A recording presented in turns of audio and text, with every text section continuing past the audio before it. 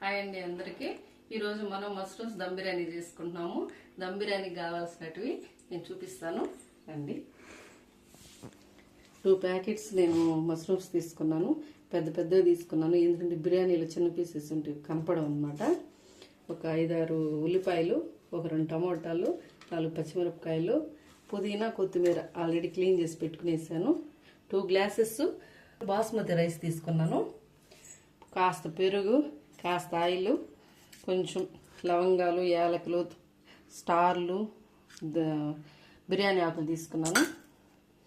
అల్లం వెల్లుల్లి paste, 2 spoons నెయ్యి తీసుకున్నానండి. నెయ్యి ఖచ్చితంగా మస్ట్ అండ్ షుడ్ నెయ్యి ఉండాలి కదా బిర్యానీ అంటే.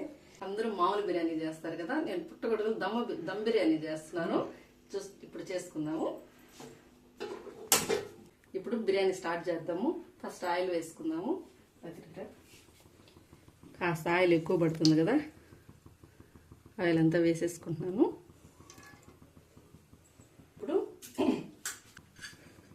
ఇప్పుడు బిర్యానీ సామాన్ అంతా ఆయిల్ కాగిపోయి బిర్యానీ సామాన్ అంతా వేసేసుకున్నాము.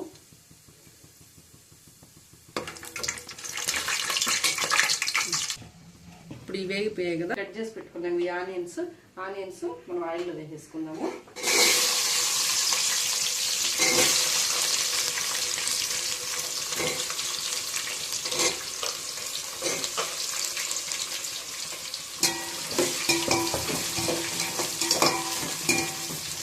ఈ ఆనియన్స్ వేగేలోపు టమోటాలు, పచ్చిమిర్చి కట్ చేసుకున్నాము. ఇవి కొంచెం సన్నగా కట్ చేసి, ఇది ఖచ్చితంగా తీయాలండి. దీన్ని ఇది తీయకపోతే కిడ్నీలో రాళ్ళు వస్తాయని చెప్తారు.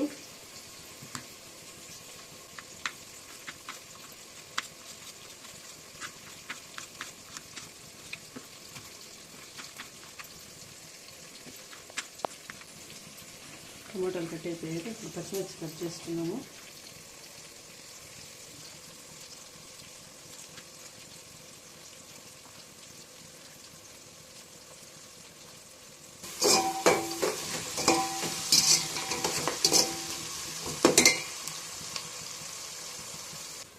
ఆనియన్స్ బాగా వేగేదని కొంచెం సాల్ట్ మిక్స్ చేసుకున్నాము. సాల్ట్ వేసి గవాన్ని వేగిపోతాయి అన్నమాట. ఆనియన్స్ బాగా వేగాయి. ఇప్పుడు మనం కట్ చేసి పెట్టుకున్న టమోటాలు వేసుకుందాం వాటిలో. ఇప్పుడు కట్ చేసి పెట్టుకున్న టమోటాస్, పచ్చిమిర్చి మనం ఈ ఆనియన్స్లో మిక్స్ చేసేసుకున్నాము. బాగా కలిపెట్టుకున్నాము. కాస్త సాల్ట్ మిక్స్ చేసుకుందాం, ఎందుకంటే టైం వేస్ట్ కాకుండా టమోటాలు బాగా త్వరగా మగ్గిపోతాయి అన్నమాట. ఈ పక్క మనం బాస్మతి రైస్ పెట్టిన ఎసురు కూడా బాగా కాగిపోతా ఉంది. ఇప్పుడు 2 దీంట్లో లవంగాలు మిక్స్ చేసుకున్నాము. ఇప్పుడు దీంట్లో ఒక 4 లవంగాలు వేసుకున్నాము, ఎందుకంటే రైస్ మంచి స్మెల్ వస్తుంది. 2 స్టార్లు, 2 జాజికాయలు మిక్స్ చేసుకున్నాము. ఎసురు కాగితే బాగా రైస్ మంచి స్మెల్ బాగా వస్తుంది. ఇది వేసుకున్నాము. మష్రూమ్స్ గురించి మీకు నేను ఒక విషయం చెప్పాలి. ఇది పెద్ద విషయం ఏం కాదు, కానీ చాలా మందికి తెలియని విషయం ఇది. ఇవి ఎంతసేపు ఉడకబెట్టినా, ఒక 1 అవర్ కుక్ చేసినా కూడా సరే, కాబట్టి మీరు గమనించండి. ఎట్లా చెప్పాలి అంటే కచిక్ అనిపిస్తుంది అనమాట. బాగా ఉడికినట్టు స్మూత్గా మనకి అనిపించదు.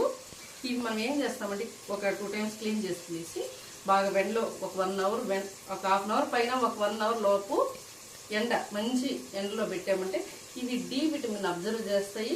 ప్లస్ ఏంటంటే మనం కుక్ చేసుకున్నప్పుడు ఈజీ కుక్ అయిపోయి మనకి స్మూత్గా ఉంటుంది. ఉడికితే తినేదానికి కూడా స్మూత్గా ఉంటుంది అనమాట. ఇది డి విటమిన్ మనకు చాలా ఇంపార్టెంట్. ఇప్పుడు ఎవరు పోయినా హాస్పిటల్ పోతే డి విటమిన్ లేదు అంటున్నారు. అందుకని ఇలా చేసుకుని ఎవరైనా సరే ఈసారి కుక్ చేసేటప్పుడు క్లీన్ చేసుకుని ఒక 1 అవర్ ఎండలో పెట్టుకోండి. కడి క్లీన్ చేసుకొని కర్రీ బాగా వస్తుంది అనమాట. మగ్గుతుందండి. కాస్త మనము పసుపు, ఒక టీ స్పూన్ అంత పసుపు యాడ్ చేస్తున్నాను.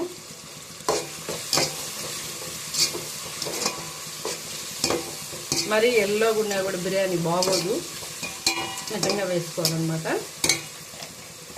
ఇప్పుడు ఈ మష్రూమ్స్ చాలా పెద్దగా ఉన్నాయి కదా, హాఫ్గా 2 భాగాలుగా కట్ చేసి పెట్టుకున్నాము. మరి పెద్దగా ఉన్నా కూడా బాగోవు కదా.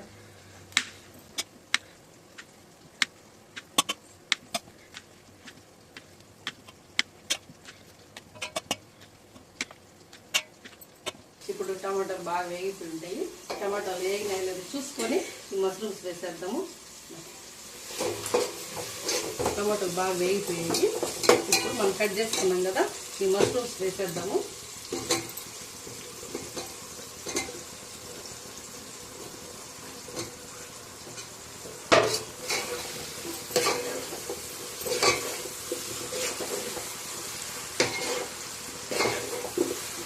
ఈ మష్రూమ్స్ వేసి 2 నిమిషాలు అయింది.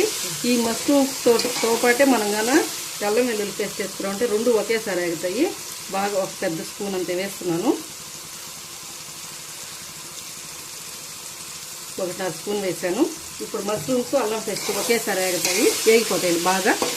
అంటే అదొకసారి ఇదొకసారి వేయకుండా మష్రూమ్స్తో పాటునే అల్లం పేస్ట్ కూడా వేగిపోతుంది.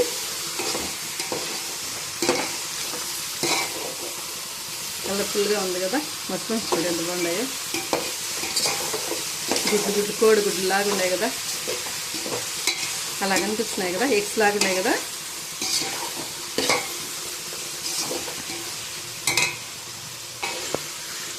అల్లం వెల్లుల్లి పేస్ట్ బాగా వేగుతుందండి. మనం ఇప్పుడు ఒక 2 స్పూన్లు మనం పెరుగు పక్కన పెట్టుకున్నాం కదా, ఒక 2 స్పూన్లు పెరుగు వేస్తున్నాను. ఇవన్నీ మష్రూమ్స్ వేసినాకే వేస్తున్నాను, ఎందుకంటే మష్రూమ్స్ బాగా పడుతుంది అనమాట. ఇవన్నీ మష్రూమ్స్ వేసినాక వేస్తే అడుగంటది అనమాట.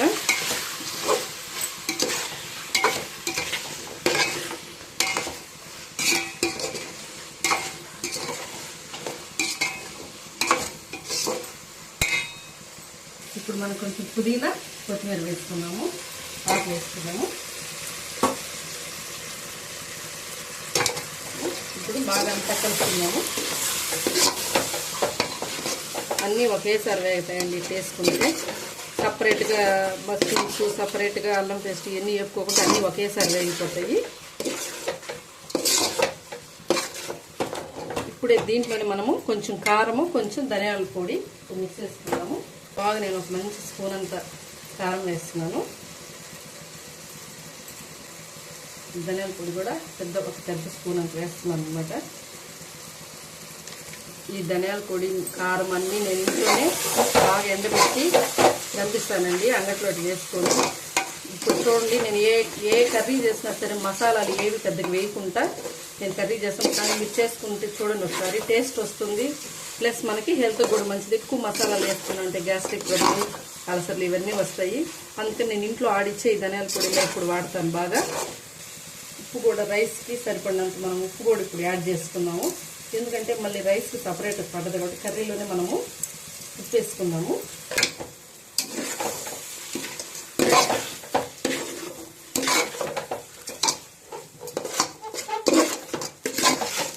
నేను ఇప్పుడు సిమ్లో పెట్టున్నానండి, ఎందుకంటే ఇది బాగా అడుగంటుంది. ఎందుకంటే మనం అల్లం వెల్లుల్లి పేస్ట్, కారం, ధనియాల పొడి అన్నీ వేసేసాం కాబట్టి ఈ మష్రూమ్స్ నలక్కుంటూ చిన్నగా 4 వైపులా కలిసేటట్టు బాగా అన్ని కారము, ఉప్పు అన్నీ కలిసేటట్టు కలుపుకుందాము. ఇప్పుడు ఇది మనం బాస్మతి రైస్ ఎసురు పెట్టాం కదా, ఇది కూడా కాగిపోతుందండి. రైస్ వేసేద్దాము.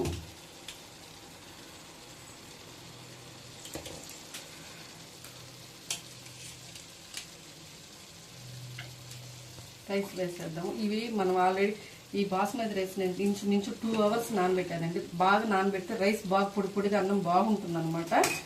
బాగా ముందు నానబెట్టుకోవాలి. అప్పటికప్పుడుగా నానబెట్టుకుని ఒక 1/2 అవర్ నానబెట్టుకుంటే రైస్ బాగోదు, పొడి పొడిగా రాదు, మళ్ళీ పూలాగా వస్తుంది. బాగా ఎక్కువ టైం కానీ నానబెట్టుకున్నామంటే మనము.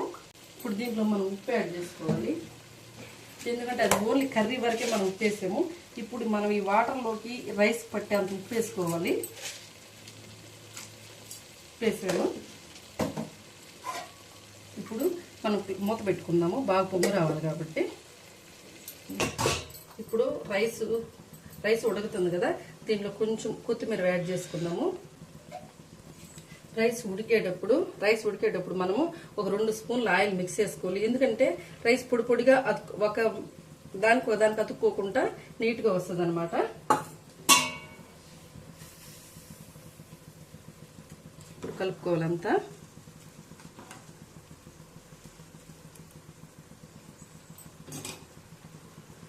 ఇది బాగా మష్రూమ్స్ బాగా వేగిపోయాయి.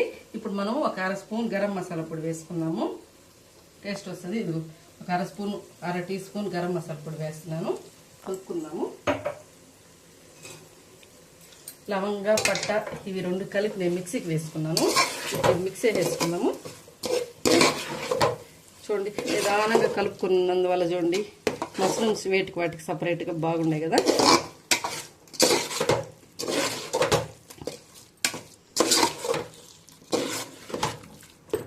ఈ రైస్ ఉడికింది చూసుకొని మనము దీంట్లో మిక్సీ వేసుకుందాము. ఇంకొక నిమిషం అండి. అన్నం బాగా కరెక్ట్గా ఉడుకుతుంది.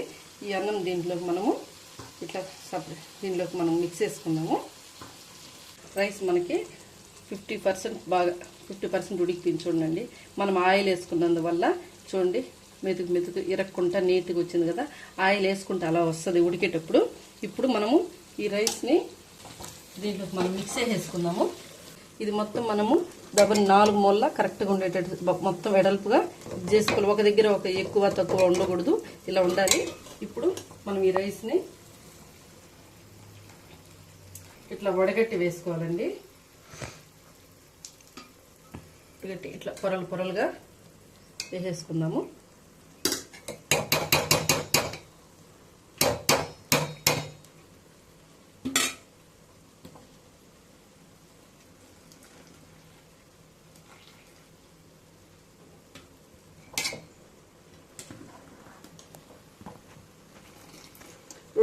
కరెక్ట్గా 2 గ్లాసులు బియ్యం వేసానండి. బాగా మన బియ్యం లాగా కాదు, ఎక్కువ అన్నం ఎక్కువ అవుతుంది అనమాట.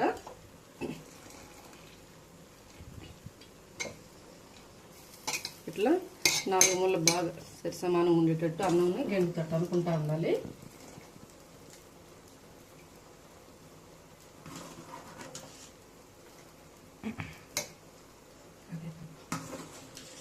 మనము ఇప్పుడు రైస్ అంతా వేసేసాం కదా. ఇప్పుడు ఒక టీ గ్లాస్ వాటర్ 4 పక్కలు పోసుకోవాలి. ఎందుకంటే అడుగంటుతుంది లేకపోతే. మనం ఇప్పుడు బాస్మతి రైస్ ఉడికించాం కదా, ఆ వాటరే కాస్త తీసుకొని 4 మూలలు కలిసేటట్టు ఈ రైస్ మీద వాటర్ అట్లా మిక్స్ చేసుకోవాలి. ఎందుకంటే కింద అడుగంటుతుంది. ఇప్పుడు మనము ఒక 2 టీ స్పూన్లు, ఒక 2 స్పూన్లు ఏమే 3-4 స్పూన్లు నెయ్యి వేసుకుందాము. బిర్యానీకి అంతా నెయ్యి ఉంటేనే టేస్ట్, నెయ్యి లేకపోతే ఆ టేస్ట్ ఏం చేసినా రాదండి. నెయ్యి వేసినాక మనం ఆల్రెడీ పుదీనా కడిగి పెట్టుకున్నాం కదా, ఈ పుదీనా ఇవన్నీ మిక్స్ చేసుకుందాము. ఈ పుదీనా మనం కడిగి పెట్టుకున్న పుదీనాని మనం ఫ్రైలో కొంచెం వేసాము, కొంచెం ఈ బాస్మతి రైస్లో వేసాము, ఇప్పుడు లాస్ట్లో వేసాము. ఎందుకంటే ఖచ్చితంగా బిర్యానీ అంటే పుదీనా కంపల్సరీ ఉండాలి. ఎందుకంటే ఈ ఫ్లేవర్ మంచి ఫ్లేవర్ అనమాట. బిర్యానీకి కావాల్సింది ఇది. మనం ఇప్పుడు దీనికి సరిపడ్డ మూత పెట్టుకున్నాము. ఆవిరి ఎటు పోకుండా కరెక్ట్గా మనం ప్లేట్ పెట్టుకుందాము. పెట్టుకొని దీని మీద వెయిట్ పెట్టుకుందాము. మనం బాస్మతి రైస్ వాటర్ దించాం కదా, ఆ వాటర్నే నేను దీని మీద పెడుతున్నాను. కింద సిమ్లో పెట్టు ఒక 1 మినిట్ 2 మినిట్స్ బాగా హై ఫ్లేమ్ మీద పెట్టి, ఇప్పుడు మళ్ళీ ఈ పైన హీట్ ఉంటుంది, ఈ వాటర్ హీట్ ఉంటుంది, కింద ఇది ఒక 2 మినిట్స్ హై ఫ్లేమ్ మీద పెట్టి మళ్ళీ తర్వాత ఒక 10 మినిట్స్ సిమ్లో పెట్టేద్దాము. ఇప్పుడు మనము హై ఫ్లేమ్లో పెట్టున్నాం కదా, దీన్ని మనం ఇప్పుడు సిమ్లో పెట్టేద్దాము.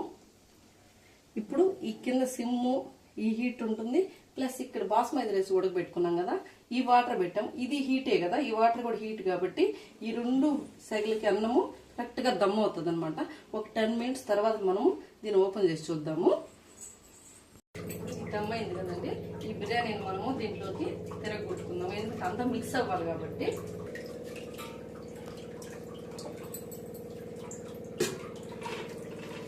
చూడండి అన్నం పొడుకులుగా ఎంత బాగుందో.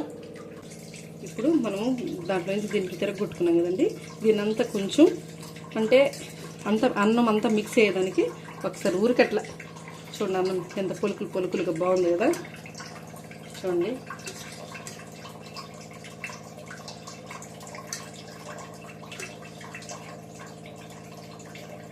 చూడండి మష్రూమ్స్ కూడా నీట్గా కనిపిస్తున్నాయి కదా, పీసులుగా ఇట్లా. ఇప్పుడు మనం ఇది కొంచెం సర్వ్ చేసుకొని టేస్ట్ చూద్దాము. మనము కొంచెం బిర్యానీని ప్లేట్లో సర్వ్ చేసుకొని టేస్ట్ చూద్దాము.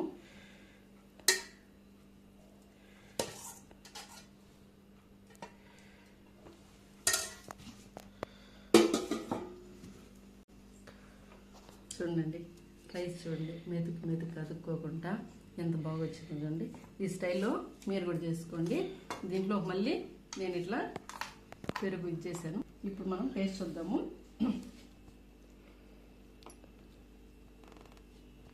చూడండి మష్రూమ్స్ కూడా ఎంత బాగా ఉడికిపోయాయో, వేడివేడిగా ఉంది.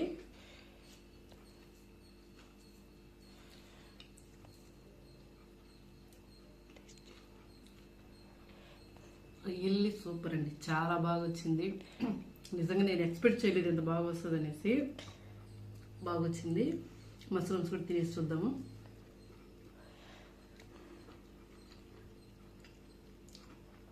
మష్రూమ్ కూడా నీట్గా ఉడికిందండి. ఏదో మీరు కూడా ఎండలో పెట్టి చేసుకోండి. ఒక్క మాటలో చెప్పాలంటే చికెన్ బిర్యానీ కంటే టేస్ట్ అదిరిపోయిందండి, చాలా బాగుంది. బాగా వచ్చిందండి. పుట్టగొడుగుల బిర్యానీ, మష్రూమ్స్ బిర్యానీ చాలా చక్కగా వచ్చింది. ఇప్పుడు నేను ఎట్లా చెప్పాను అట్లా చేసుకొని చూడండి. మీరు కూడా మీరు చూసి నాకు ఒక కామెంట్ పెట్టండి. ఇప్పుడు దాకా నా వీడియో చూసినందుకు థ్యాంక్స్ అండి. లైక్ చేసి ఒక కామెంట్ పెట్టి మీ ఫ్రెండ్స్కి ఎవరికైనా షేర్ చేయండి. కొంచెం నాకు కెమెరా ఫీర్గా ఉంది, కొత్తగా స్టార్ట్ చేశాం కదా, అర్థం చేసుకుంటారనేసి అనుకుంటున్నాను. థ్యాంక్ యూ సో మచ్ అండి. బాయ్ అండి.